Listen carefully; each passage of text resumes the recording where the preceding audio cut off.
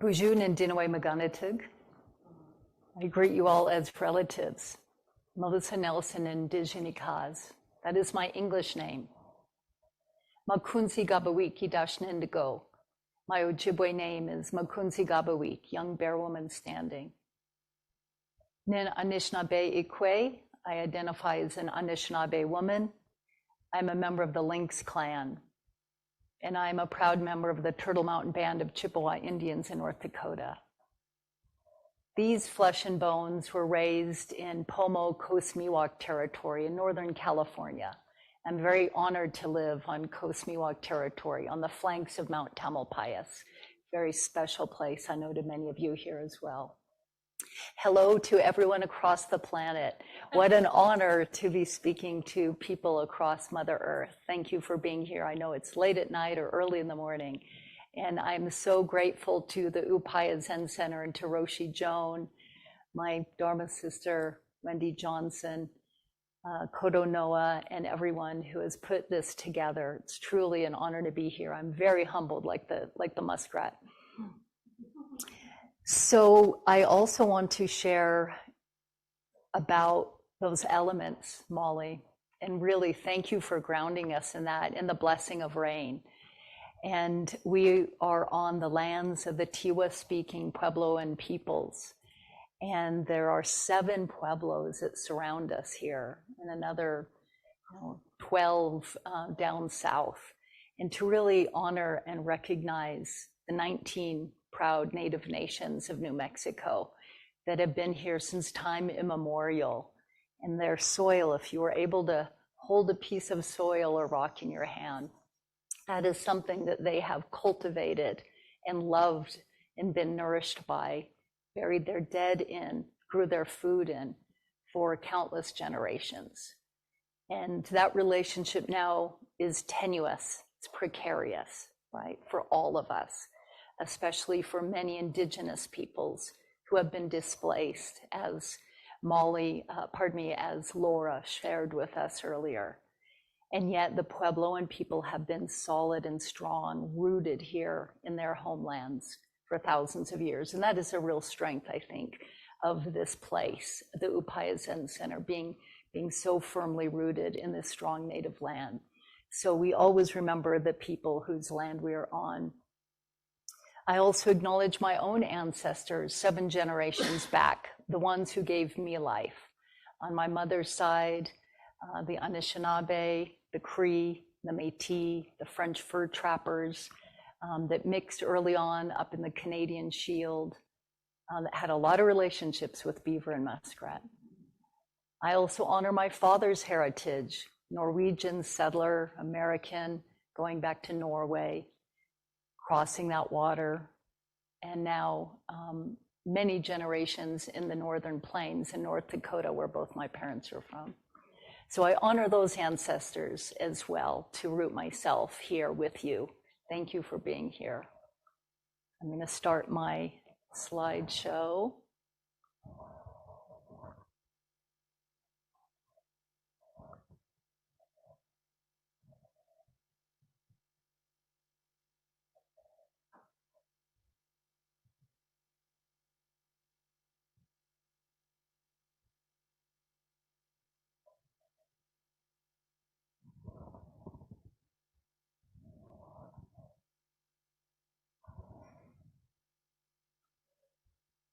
Do you see it on?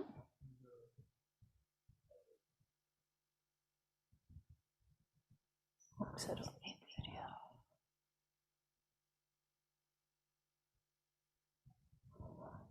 Share screen.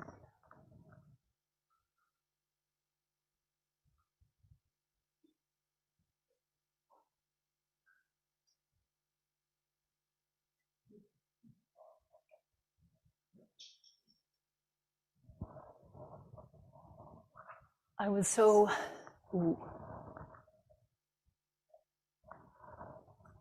honored to be invited to speak about recreation and sense making and world making. And the first thing that came to me was muskrat and this earth diver story. And this is an important narrative of the Ojibwe people There are many different versions of this in Indian country, as we say, throughout Turtle Island, our native name for North America. There are many earth diver stories, but ours is very unique, in particular to us.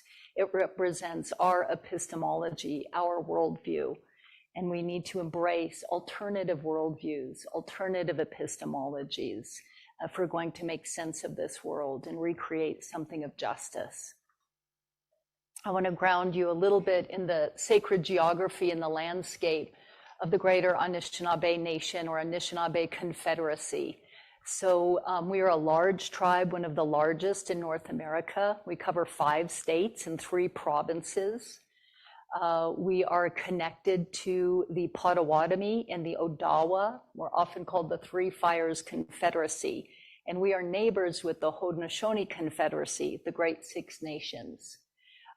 We originally came from the East Coast on the Salty Sea and then migrated into the inland freshwater seas. And I will share that story a little later, our 7th fire prophecy, and why I think that's relevant and important for us today. My particular band, the Turtle Mountain Band, we were originally on Lake Superior on both the northern side in Canada and then the southern side. We were bifurcated by the international border that we call the medicine line. That's a whole other story. But we are a border tribe. We often don't think of tribes in the north as border tribes as much as those in the south, but we are border tribe as well. So some of our people went north into Manitoba and some went south into Minnesota, and then my band got moved even further out into the plains. So we adopted some of the plains ways as well with our frenemies, our enemy friends, the Lakota and Dakota and Nakota and the Cree. So we're considered Plains Ojibwe. And that's where my people are from. And I have a current land back project happening there too in the Turtle Mountains, which is very exciting.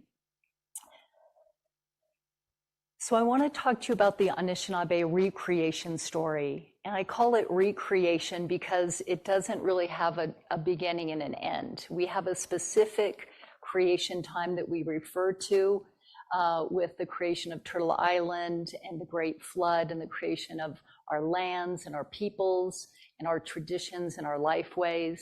But these oral narratives, if anyone who's studied, and I know Roshi Joan has studied folklore, they really are cyclical, and you can pick them up anywhere, and they are in motion, constant motion in a spiral.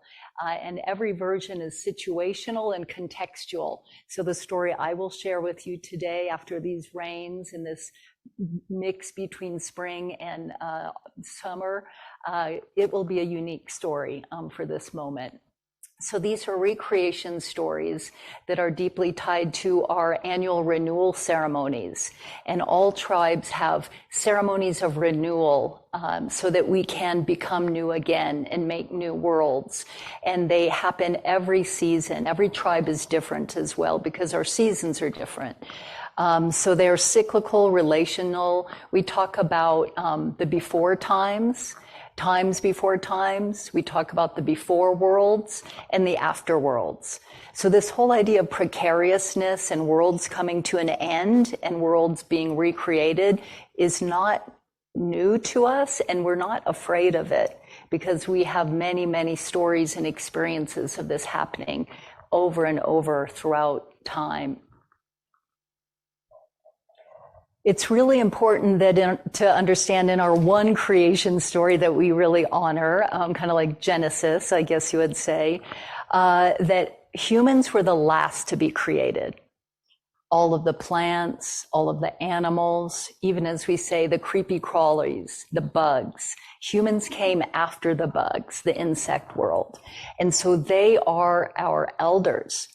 And we are the original biomimics, or I would prefer to say eco-harmonics. We harmonize with the ecology. We harmonize with the ecological systems that we find ourselves in our homelands.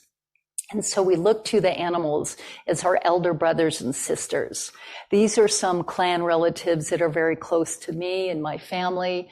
Obviously the lynx, through the lynx clan of the north. On the right, the turtle. I'm from the Turtle Mountains, and there's a whole creation story about our Turtle Mountains. They're a tiny little range that jets up out of the massive northern plains where the glaciers scraped everything back but left this little paw full of dirt, which is our Turtle Mountains. Also through my name, I'm related to the Makwa, the bear, Makunzi, the young bear standing up. And then as we got pushed into the plains and learned some of the ways of the Lakota, Dakota, Nakota, Cree, Blackfeet, we became buffalo hunters as well. My great-grandfathers were buffalo hunters in the northern plains, and we're bringing back the buffalo now, which is very exciting. And it's interesting to note that even the word totem, right? You've all heard that word, all have some meaning or connotation for it. It's an Ojibwe word. It comes from our word dodame, which is actually related to the heart. Ode is heart. So it is the place of your heart where you find your kinship in your community. And so for us, the clan system really determines your social function. It gives us meaning. It gives us purpose. Being related to the lynx and the bear clan, we are the protectors. We're out on the edge, always kind of, moseying around on the edge. And because we're out in the woods a lot, we are medicine people, often connected to plants and the earth. The fish people, the underwater people, they are often connected to the spiritual mystics because they're in that other world of water. The birds are often the leaders, the orators, the speakers. They have sight, they fly over and can see the land, and then they can squawk loud, right? They know how to get the people moving. So these are just some of the lessons of the clan relatives that are so important in our creation stories and in our social systems. And now I want to share a bit of the story of the Great Flood. And every culture has it, right? Every culture around the world has this universal archetypal story of a great flood. And our Ojibwe one is similar in many ways and different in other ways. Getting back to your starting conversation, has great similarities, great differences. Ultimately, it's about cleansing, right? It's about renewal, but it's also about cooperation in precarious times. Very much about that.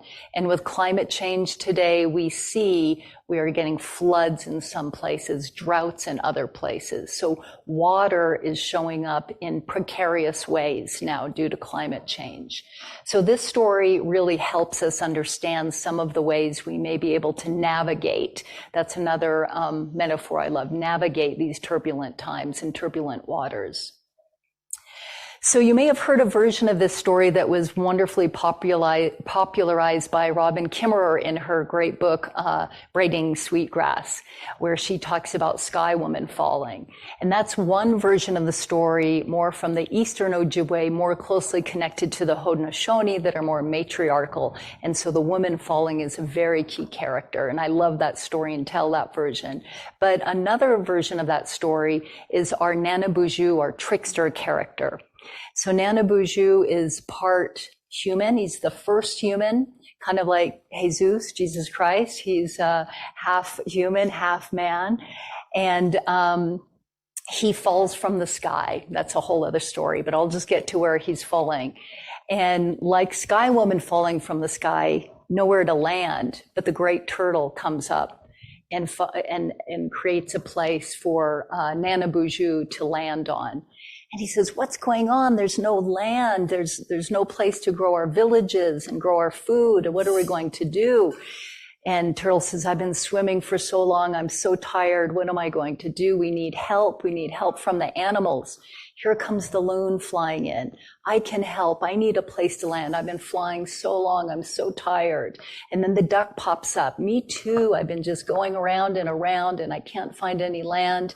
So the air critters come down. Pretty soon the sea critters come around. Here comes fast otter, cruising around, has lots of energy, but even otter said, I'm tired, I can't keep swimming, we need some earth, we need some land. Beaver comes up too, I have no wood to chew on, what am I going to do? I'm really getting tired. And then here comes little Wojciech, our muskrat. Our muskrat, me too, I'm the smallest, I'm so tired, I can't swim anymore, what are we going to do? So they all hung on to Turtle, and they had counsel, they had cooperation. They didn't agree on a lot of things, but they went round and round and discussed how they can figure out getting some earth so they can have some land.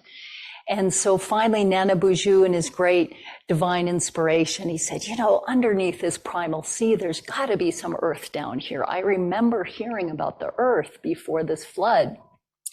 So one of us has to dive down there and get some earth, and then we can work with that. And right away, Beaver said, I'm a great swimmer. I've got my big tail. I know what to do. I'm going to get down there and get some earth. Fantastic. Everyone was really behind Beaver, the strong water animal. Beaver dove down, and they were just sitting there waiting patiently, just tense. It was precarious. It was deep. It was dark. They didn't know what was under there. They waited a long time. They started to get really worried. All of a sudden, they see some bubbles coming up. Oh, here comes Beaver. Here comes Beaver. They look down, Beaver comes up, passed out. They shake Beaver. He kind of comes through, drowned, almost drowned. He says, I couldn't see anything. It was just dark water, dark, cold water, nothing down there. I couldn't do it. I'm so sorry. So then Loon says, I'm a great diver. I know how to dive down. Loon went fly way up in the sky and then dove down. He said, Loon can do it. And they waited and they waited. Same thing. They were very excited, and then they got very worried. Sure enough, here comes Loon floating up, just gasping. Nothing. I saw no earth, just darkness, just cold water. I couldn't find anything. There's nothing down there. Finally, little muskrat said, I can go. I think I can make it. And everyone said, you little muskrat, you are the smallest, you are tiny, you're weak. You couldn't do it. If Beaver couldn't do it or Loon couldn't do it, you couldn't do it. So then Duck is like, I'm a great swimmer. I think I can do this. So you get the story. Duck goes down, gone a long time. Nothing. In some versions of the story, all the animals perish. I'm not going to tell that version. And little Duck comes bubbling up, gasping, and opens his beak, and nothing. He said, I saw something. There was some earth down there. I saw it, but I couldn't reach it. I was out of air. And little muskrat, I can do it. And finally, Nana Buju says, you've all tried. Thank you. But I really think let's give Muskrat a chance. We're out of options here. And little Muskrat said, I'm so willing. I want to do this. So boom, Muskrat goes down. Again, they're just like praying and like hoping and like sending good energy. Muskrat's the one. We're going to get this earth. Come on. Even though he's the littlest and he's tiny, there's doubt, lots of doubt. And then nothing. Oh my God, we knew it. He was too small, too little. He didn't make it. We're not even going to see him. All of a sudden, little bubbles start coming up, floats up, but he's gone. No, like, Nana Buju grabs him out of the water and holds him. He's limp, wet, but he sees in his little paw, he's clenching his little paw. And he says, what's this? And Nana Buju slowly opens it up, and there's a little mound of mud. And he said, he did it. And so he takes that little mound and he puts it on Turtle's back. Turtle says, here. Puts that little mound on, and they all start rejoicing and singing and just laughing. And Nana Buju is so touched by the sacrifice and the courage of little muskrat. He says, he calls on Gitchimanado, the Great Spirit, and says, I need to blow the four winds in from the north, from the south, from the east, from the west. And Nana Buju took that sacred breath.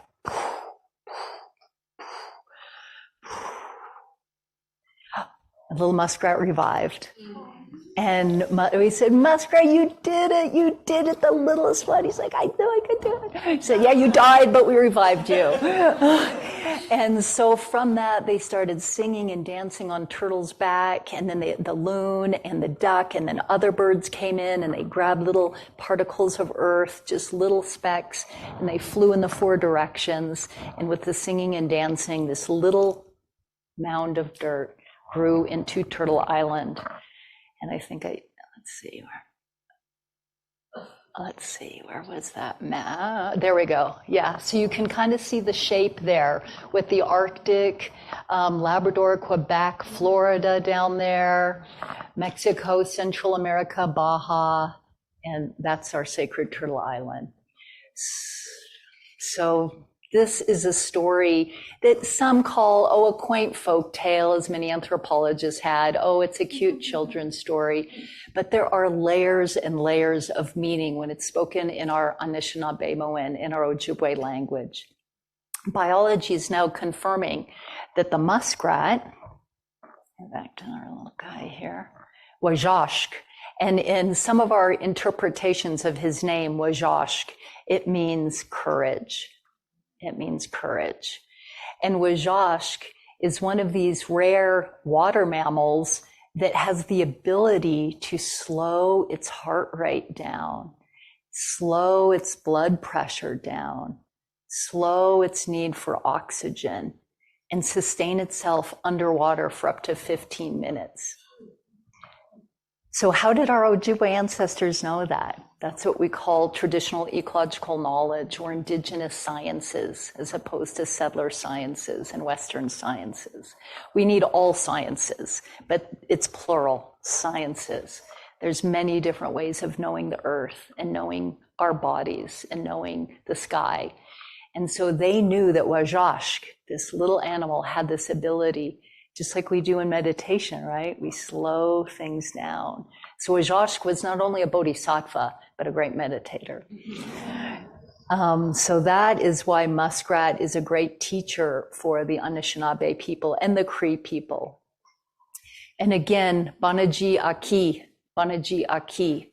Every year when we plant, and we will be planting here soon, planting life at Upaya, the new garden. Every year when we put that little mound of earth down, we remember that we are recreating life by putting the seeds in, praying for the rains, and cooperating with a whole team of people to do the planting cycle.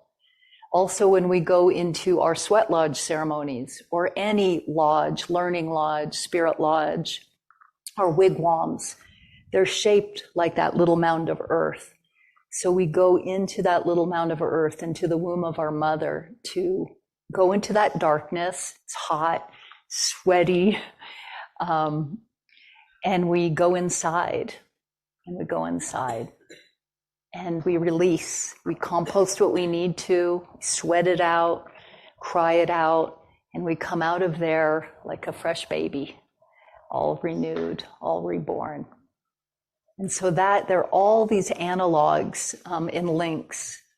It's turtles all the way down, yeah, with these relationships and lessons from this story.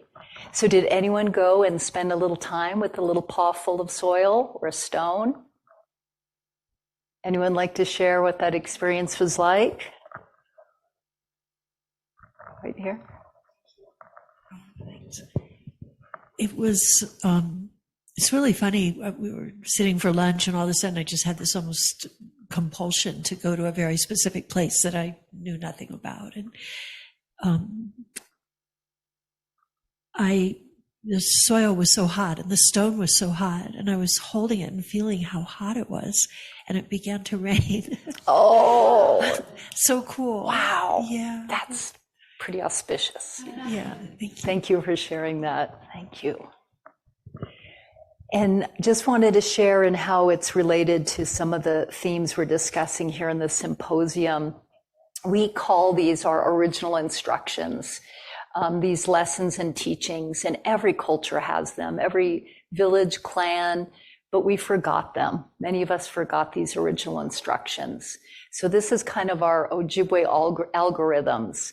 Minobimadaziwan is a very important concept of living the good way of life. It also means continuous rebirth. So we are here to recreate and work with creation so that life continues anew, not just for us, but for everybody. And sometimes we are even sacrificed in the process. That's related to our 7 ancestors' teachings, which are our virtues that we strive to live up to. And this is also tied to our 7th fire prophecy that is very, very prophetic about these exact precarious times right now. I also don't have time to get into, we have a dish with one spoon treaty. The Haudenosaunee Confederacy and the Anishinaabe Confederacy, we're big nations, shared huge territory. We were often warring a bit, struggling for shared resources. And finally, we decided to have a treaty amongst each other of peace and friendship, nation to nation. And no US, no British, no Dutch, no French, just indigenous to indigenous. And the dish with one spoon, I think it's pretty explanatory what that means. But it's about sharing and cooperation. And this is related to another really primal and important original instruction of Turtle Island, and that's Johekwo. That's from the Seneca Nation of the Haudenosaunee. And that is to always honor those that sustain us, our life sustainers. And that's corns, beans, and squash, the 3 sisters. And in our Anishinaabe way of knowing, you see we're deeply tied in this concept of kinship, in relationships with our clan system, as well as our genealogies and our cosmogenealogies, going back to those original animals like turtle. We have a philosophy of holism and interdependence. Things are always interconnected in the circles and cycles of life. Even though I have some issues with the word animism because it's been misused and interpreted, I think sometimes it is about animating life through the breath of life. And so that breath of life is so key, as we know, for everything. That we must honor and respect reciprocity, to give and be given, to give and be given in that cycle, that holy cycle of exchange and sharing, like our breath. And then also to practice regular practices of gratitude, as you do here so beautifully. And now getting to more the global system and a little more scholarly work. I've been involved with the project with some of my scholar friends at Arizona State University called From Syndemic to Symbiosis. We are in precarious times. We are in dystopic times. We are in apocalyptic times. And some have called this a syndemic, a converging of epidemics. I think it's a really interesting term that Joni Adamson and Stephen Hartman have defined as a synergy of epidemics that co-occur in time and place and interact with each other to produce complex pathological conditions that share common underlying societal drivers. So whether it's the housing crisis, the opioid crisis, political fascism, climate change, biodiversity loss, sadly, the list is too great. We are in a great syndemic. And how do we move towards reciprocal symbiosis between peoples, between species, between our biological systems and our cultural systems that have been split apart by Cartesian dualism and many different things we can argue about later. But I believe we need to move towards a biocultural symbiosis again, which indigenous peoples were not perfect. I'm not supporting the noble savage or the ecological Indian, but I do think that cultures who have lived in one place for more than 10, 20, 30,000 years have knowledge that will be important to settler society today for sustainability and for belonging. Another way of talking about this is I wrote a short kind of polemical piece on from conquest consciousness to kinship consciousness. And really, in Laura's terms, from world breaking to world making. I loved her emphasis that we actually have to break worlds to recreate new ones. Indigenous peoples talk about decolonization, right? That's how we refer to it. But world breaking and micro breaks, I thought that was an awesome way of interpreting Varela's assertion about that. So we know that there are many different layers of impact that are creating these destructive worlds these days, rooted in colonialism, imperialism, I would say, manifest in the othering of any other kind of people, which sadly happens so often. It's being, legislated today, officially othering peoples. I think that even though I have a love-hate relationship with Western science, as we started talking about with Adam and Molly last night, the myth of the objective knower has to be really disrupted. It has led to so much epistemic violence and epistemic hegemony. And so working towards epistemic justice is very, very critical to world making. We have to see how that's entwined with this emphasis of predatory capitalism and accumulation and extractivism that is mining the earth, mining our bodies, mining the moon, mining celestial beings. This has to stop. And the only explanation from an Ojibwe perspective for that is they have been infected by the Wendigo virus, or the Wetiko virus, which is a cannibal monster story from our oral narratives. Many traditions, again, have this. Winona LaDuke has been talking about Wendigo capitalism. And Robin Kimmerer was boldly even said of the last president, he was Wendigo in chief. Yes. And the Wendigo is insatiable, I guess, similar to the hungry ghosts of Buddhism. Yeah. And so how do we dismantle the Wendigo? What kind of immunity do we have to the Wendigo virus? I think that the kincentric worldviews of indigenous peoples and many traditional earth-based peoples, we know it's not anthropocentric. We are not at the center. We should not be the ones. But we don't make the mistake of environmentalists too and go to a biocentric. Oh, it's all about life without humans because humans will only make mistakes. No, we can harmonize, we can emulate, we can work with, we can cooperate. So the kincentric worldviews of many indigenous peoples, I think, are critical, that creates this participatory consciousness. That we are porous, that our consciousness goes to and comes from the living earth and each other. And to invoke also responsibility, as Laura talked about, it's so beautiful, to respond in the moment, spontaneously, but to cultivate those virtues so that we can respond with intelligence and not react. Again, really engendering more interspecies relationality and the way we treat animals, the way we learn from animals, the way we treat animals. Have those practices of gratitude and those ceremonies of world renewal and world making. That again, right now, many cultures in the Pacific Northwest are having the spring salmon ceremonies, the first salmon ceremonies to welcome them up the rivers again and to honor them and return them to the river. So it's not rocket science, but we have to change now because we know there is such a profound interrelationship of the genocide of people, the ecocide of the earth, and sadly the femicide of women, and the femicide especially of indigenous and brown women, that has to stop. And that is, we need to break that worldview, that practice, that power structure that continues that violence on the land and on our bodies. Oh, sorry.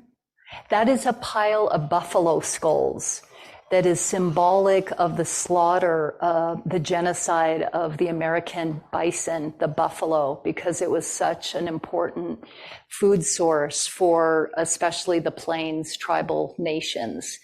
And so when the first trains went through, The first people on them were told to shoot Indians and shoot buffalo.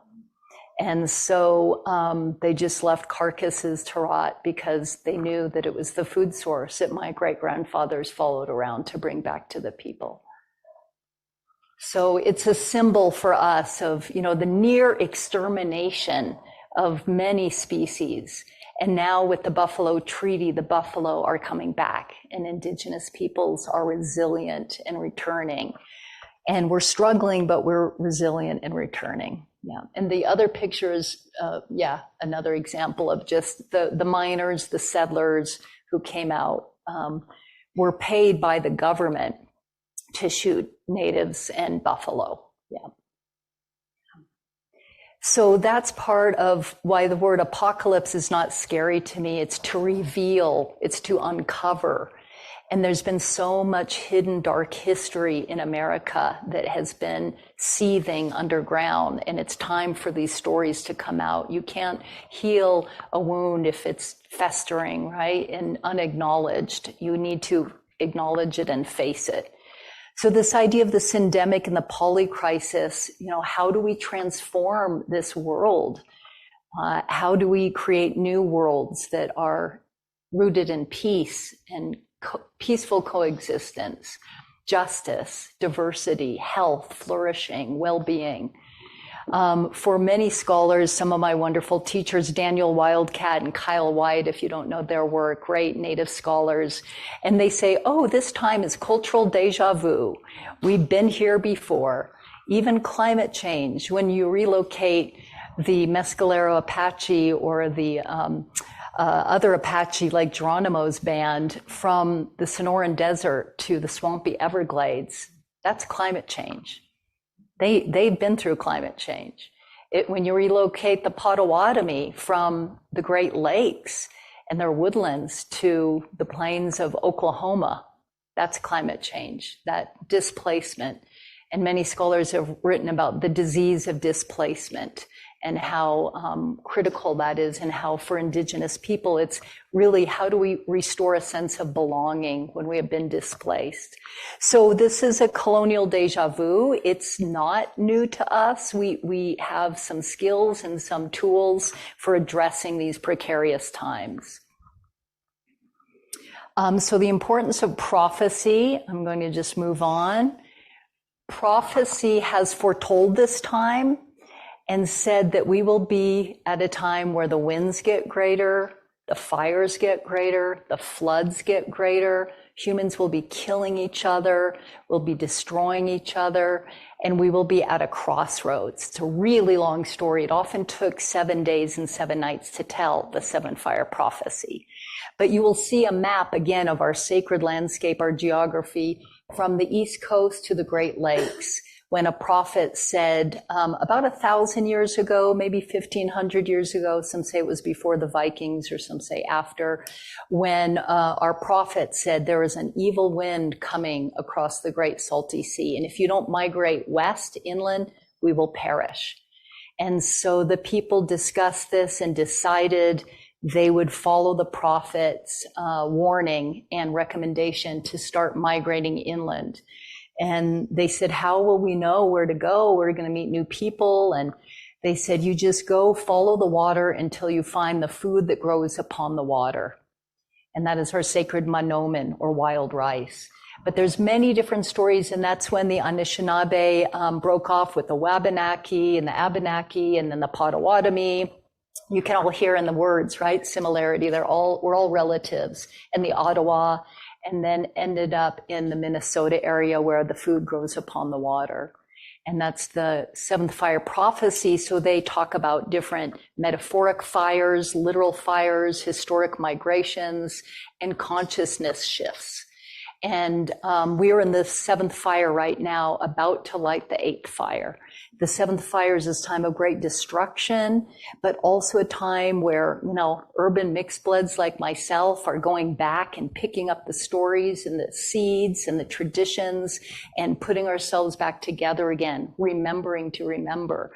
And as we remember, we are building resurgence to hopefully light this eighth fire. But as our prophets and many storytellers say, we can't light this eighth fire without the cooperation of our light-skinned relatives. That's an interpretation of it. And that we can't do it without industrial society, basically, obviously, because of the impacts of technology. So let's help light the eighth fire, because this crossroads is one of a green, soft path with lots of animals. The other one, they say, is dark and sharp and chalky and like mica, and but not pretty mica, like sharp mica, and also ash, of course, from the fires. So this is the crossroads that we're at right now.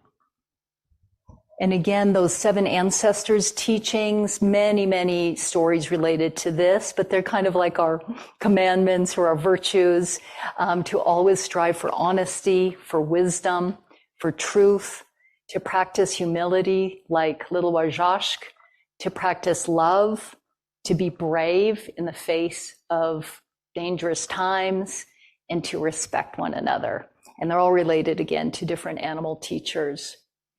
So what I'm supporting here is that these stories, and a lot of indigenous scholars and leaders and medicine people are sharing, we need to really shift our understanding of our relationships, not just with one another, but with the more than human world. And to, again, invoke Laura's great emphasis on listening more deeply, listening not just with the cognitive mind, listening with the heart, listening with the stomach, listening with the feet, listening with our whole being. It requires us to be very vulnerable, right? To listen that deeply, and to be courageous enough to give what we have when others are needing, and to receive when others give to us. To be willing to be challenged and changed, to question those fundamental assumptions or those tacit infrastructures, those unconscious beliefs when we know we should do better, but we keep making the same mistake. What is that? I need the cognitive scientists and the psychologists to help with that. And as I love to say, embrace getting dirty with your place. Get out there and engage. And I wrote a piece about ecoeroticism, actually, that if some of you are interested in that, you may want to check out.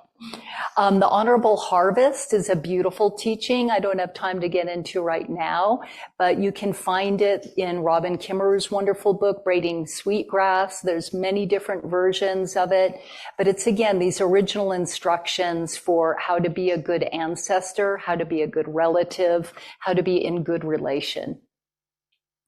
And to conclude, we can create worlds of multi-species belonging. We really can. Native people demonstrate this so often, other traditional cultures, Buddhist cultures. We have many good examples and models of how to recreate belonging in precarious times. We make sense of the world through reciprocal relationships with the more than human world of living beings, and for us as Anishinaabe, with the unseen Manitous, which are the spirits. The unseen world is very important to us as well. And I wanted to end with this great word, zagigi, zagigi. And that's what's happening right now with all the leaves coming out and the leaves budding and the flowers unfurling and the life coming back from brown earth. And in our Ojibwe language, this is the Zagigia Gizis. This is the name of our moon. It's how we talk about our time. It's early spring in the north, later spring in the south. And it means they sprout, they come up, they emerge, they grow out of the ground. But it's rooted in our same word, Zagidawin, which is love. So it is literally the Mother Earth showing her love for us, that every year she shares those green sprouts with us. She shares those flowers with us. So even though there is great turmoil and precariousness, I have faith in the power and resilience of Mother Earth. So, Chimigwech, thank you so much for listening.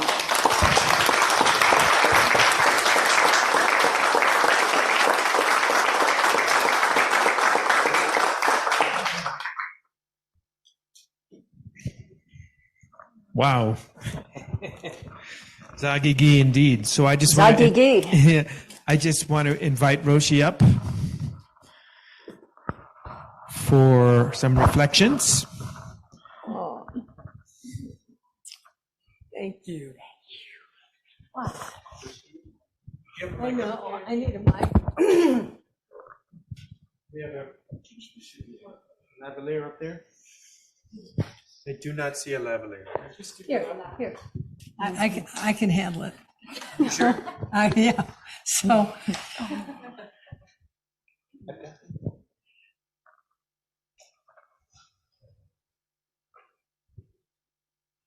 So wonderful to hear from within Melissa's world. You know, epistemologies are ways of knowing. And I recall Wendy Johnson, our master gardener in the back and good friend of Melissa's and good friend of Upaya's, who usually farms, you know, on the California coast, but has actually made this her part-time home in this high desert landscape to bring forth life, particularly of the three sisters. But in any case, just to have the opportunity to switch out of our own view. And Laura, in a way, pointed her finger at it in this term, shared sentience. Mm-hmm. And I loved that term. I mean, you know, you just alluded to it. Well, actually, more than alluded to it, you were it in the sense that, you know, Molly brought forth the relationship between the elements inside and outside. We felt it in relation to the land, the elements, but also the creatures. And I'm remembering, Wendy, when, you know, I've struggled with this building next door. You know, this is a wonderful thing. I said, I hope it's done before I'm dead. But anyway, that's an optimistic appraisal. Oh, no, it will be. I asked my adopted brother, Joe David, who's Nuchal Nuth, to pray in that building. And it was such a beautiful time. It was in the winter, and Wendy was there, and the other Wendy is Wendy Broshi, and Joe, and he's a great Northwest Coast carver, and we were adopted by Grandfather Black Elk decades ago, and now we're old. And, you know, he did what you did. I mean, he said, you know, it's bringing life to life, what Dogen talks about. I mean, Ehe Dogen was so clear. He planted his monastery in this fecund mountain valley. And he used this phrase, giving life to life. And so what does life include? Well, it includes everything, including the Holocaust. And, you know, this is so, your story is such a powerful example of, you know, the sort of tragedy we all know and has been known ever since, you know, whatever, human beings started objectifying the world. And so, you know, something, again, this shared sentience, it's like, in a way, a directive from all beings, which, you know, you brought forth in that story, for us to, as Laura said, and as you said, to not be displaced. The word displaced means apart from place. And you know, in our nomadic world today, we are so displaced. We are apart from place. And I was sitting next to Wendy, who was born and raised till an adolescent in Hong Kong, and came to the United States, but has been, you know, like many of us or you. Actually, I've only lived in 3 places in 80 years. So that's not too bad. That's pretty good. Not bad. But your ancestors, they lived their whole lifespan in one place. So you are embedded in the context of your lived experience. You are not apart from. So Wendy from Hong Kong, I feel like I'm corrupting you with goodness. When Laura was talking and I could feel her urging forward again, it's not being the nomad that you were, but is your love of the refuge, your attention to the elk. When we go walking, in the mountains, and everybody, when you're new and doing it with us, it's like, what are you people doing? We're looking for shit. Yeah, right. Every step is some kind of scat. And we get down there and Noah's really good at it. Kodo, he pokes at the shit. What? Okay, that coyote's been eating bowls, That's not being displaced. That is living in a world where we experience directly shared sentience. And it's not just with the creatures. No.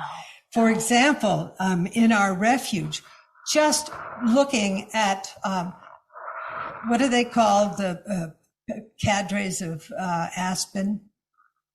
Quartets. No. It's another thing. where one whole pod of aspen share one genetic signature. They're clones. They're clones. Yeah. And Wendy and I out there watching saying, oh, yes, that family, that clone, they're leafing early. Oh, those over there in the fall, they turn red. And suddenly it's in your body. Because one of the things about the inactive view is that it's not only embedded in context, but it's embodied. We're drinking the rainwater coming off the roof, just like your ancestors did.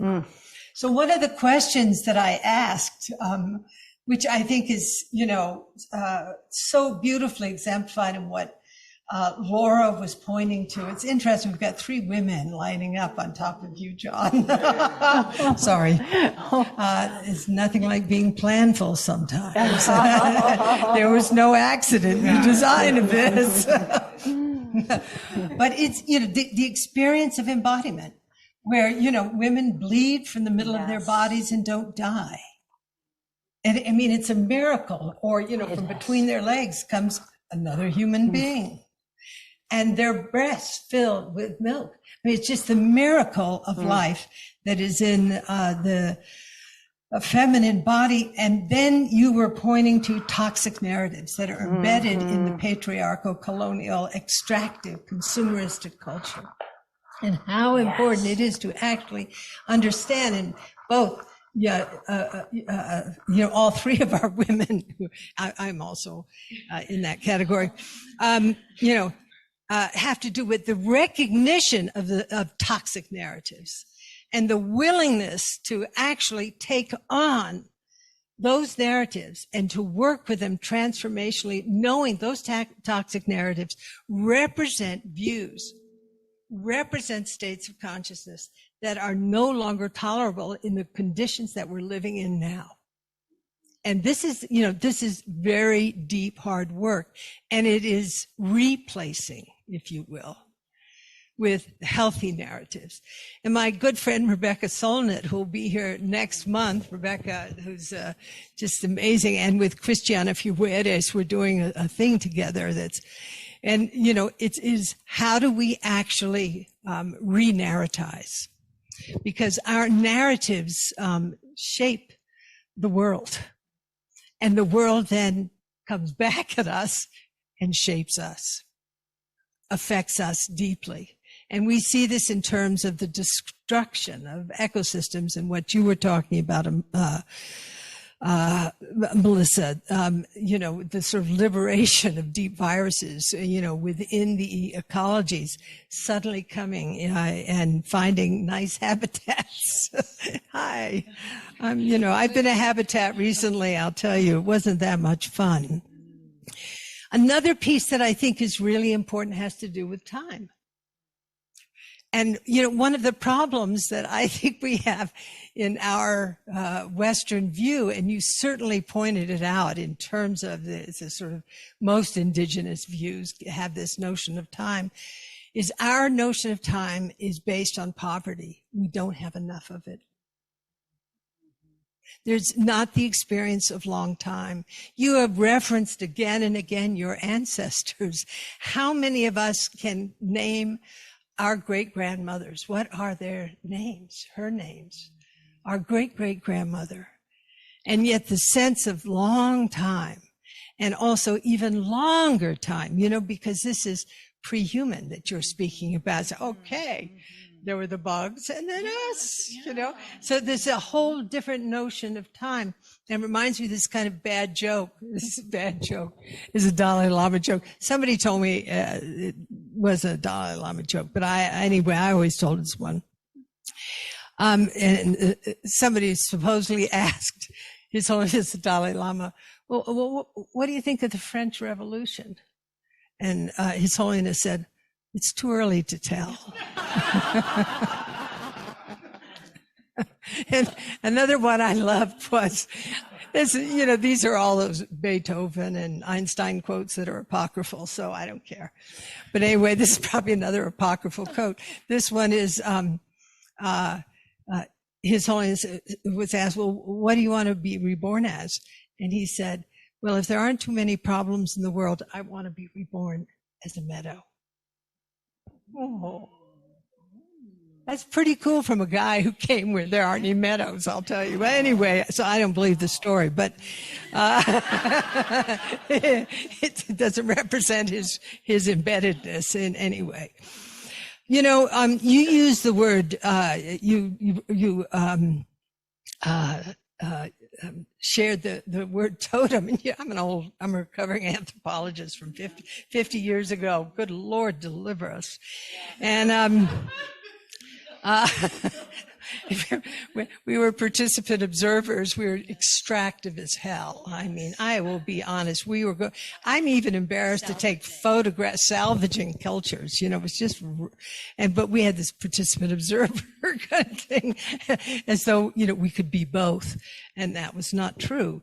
And now you have to get an IRB to even take a photo of an indigenous person. But anyway, that's all right. The word totem is so fascinating. I never knew this, that it actually means heart. Yes. I'd love you to say just a little bit more about that, because that really struck me. Please. Okay, I think my audio is still on. Yes. Yeah, you get that too. Yes, well, I've been trying to study some Ojibwe language and grammar. I mean, I started about 30 years ago. It's in the Guinness Book of World of Records for being one of the most complex, difficult languages to learn, because one word can be about 30 or 40 letters long. It's polysyllabic with all these prefixes, preverbs. Anyway, it's fascinating. But Ode, a heart, is a pretty simple one. So I started with something simple, and we have like Ode Min, which is the good berry, or the heart berry, which is strawberry. So we're coming up to Ode Min Gizis, the heartberry moon, which is June, when the little wild strawberries start to show up. Our name for our village is related to the heart as well. Odana. The village is where the heart is. And then with the totem, or dodame, nindodame, piju nindodame, that would be, I'm related to the lynx. It's in my heart, but it was also acknowledging that sometimes mothers died, sometimes fathers died, sometimes you were an orphan, sometimes you didn't have your biological family around you, and that's why we did a lot of traditional adoption, but you always had your clan family. So even if your biological family somehow got displaced, some got taken to boarding school, some died young, whatever it was, you had your heart in your clan system. Wherever I go, I can find other people from the Lynx clan, and I'm related to them and their family. Even though genetically, biologically, we're completely distinct, you can find your heart there in your totem, in your dodame. Well, that's how I feel here. Yes, and we create it. In this space, and I think sometimes people can feel it coming here. And also it's how I feel in the refuge. I don't feel displaced, apart from place, or here, not apart from place. And this is, I think what is so critical, the restlessness, the sort of Wendigo, the culture-bound reactive syndrome that has really taken hold of not just people in the Western world, but this is running hither and thither. One of the symptoms of Wendigo is, is not just the hungry ghost, this sort of mind of poverty, but is also just running hither and thither, a negative connotation of aimlessness. Just, and Joe Campbell put it, jumping from wave to wave in search of wetness. Never settling down. And so, this is one of the powers of practice. Because, basically, from the Buddhist perspective, we say, when you become take vows, so to speak, at a kind of more determined level, you become a home leaver. Why? Because every place that you go then is exactly where you are home.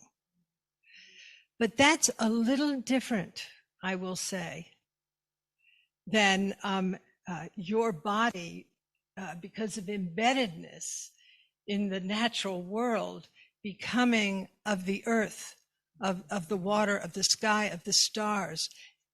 Really, it's really different. And so how, your question is how do we actually create, an ethos of connection, care, and kin and cooperation, these four things that allows us to come home within ourselves, to absolve ourselves of the sense of restlessness, of not enough, of our extractive disease.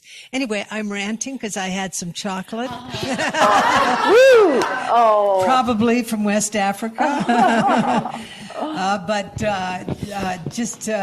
I want to thank you so much because, we sit in our epistemologies of science.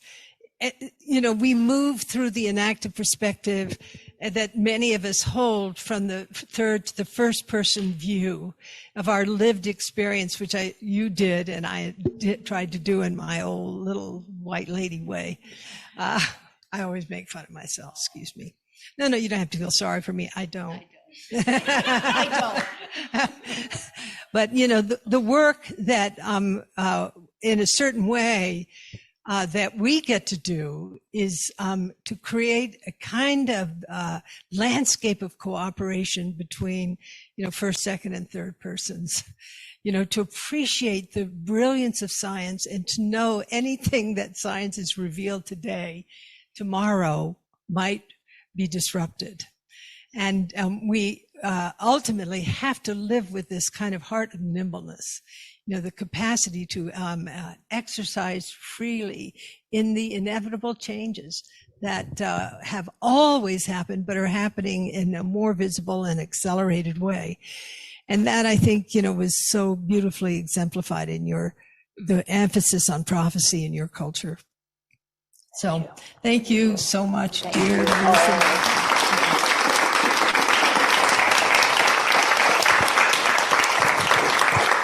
And I see my friend Vipul Saha is here from India. Oh, namaste. Welcome, Vipul. Yay! Talk about nomad, leaving Northern India. Here you are. Yeah, we're really happy to see you. And good. Thank you, Kozan, for picking up my beloved, or our beloved. Richie introduced Vipul to our world. So, okay. Now we're going to take a 5-minute break. And is that right? Maybe go to 20 after 11 after. Yeah, we're going after 4 o'clock. So what time is it now? 10 after or 11, 10 after, 11 after. Yeah, I think we should take a 10, but we're going to go past 4 o'clock. And the amazing Molly Crockett is going to dance all of this together. Yeah, yes. And this is like women all the way down except for John.